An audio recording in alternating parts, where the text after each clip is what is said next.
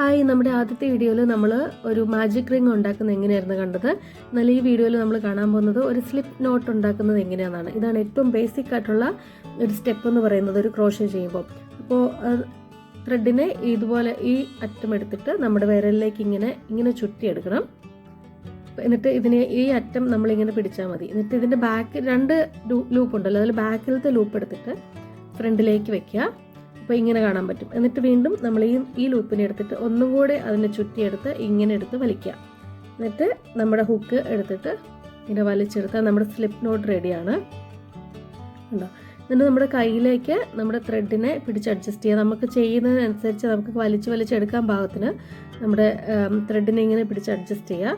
എന്നിട്ട് ഇതാണിപ്പോൾ നമ്മുടെ ഒരു ബേസിക് ആയിട്ടുള്ള സ്ലിപ്പ് നോട്ട്, ഏറ്റവും ബേസിക് ആയിട്ടുള്ള സ്റ്റെപ്പ്. എന്നിട്ട് ഇവിടെ നിന്നാണ് നമ്മൾ നമ്മുടെ ചെയിൻ സ്റ്റിച്ച് സ്റ്റാർട്ട് ചെയ്യുന്നത്. ഫസ്റ്റ് സ്റ്റിച്ച് എങ്ങനെ എടുക്കുന്നതെന്ന് വെച്ചാൽ ഇതിങ്ങനെ പിടിക്കുക. എന്നിട്ട് നമ്മുടെ ത്രെഡിൻ്റെ അടിയിലൂടെ നമ്മുടെ ഹുക്ക് പിടിച്ച് ഇങ്ങനെ എടുത്ത് വലിച്ച് ഈ ലൂപ്പിൻ്റെ ഉള്ളിൽ കൂടെ എടുത്താൽ ഫസ്റ്റ് ചെയിൻ റെഡി.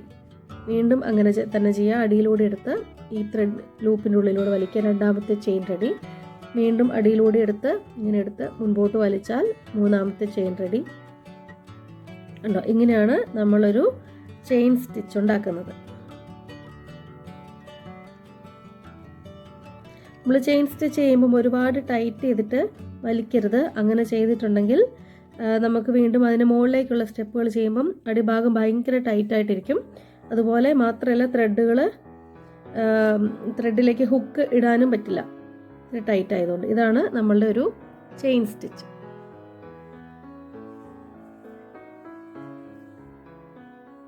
വീഡിയോ ഇഷ്ടപ്പെട്ടു എന്ന് വിചാരിക്കുന്നു. Thank you for watching.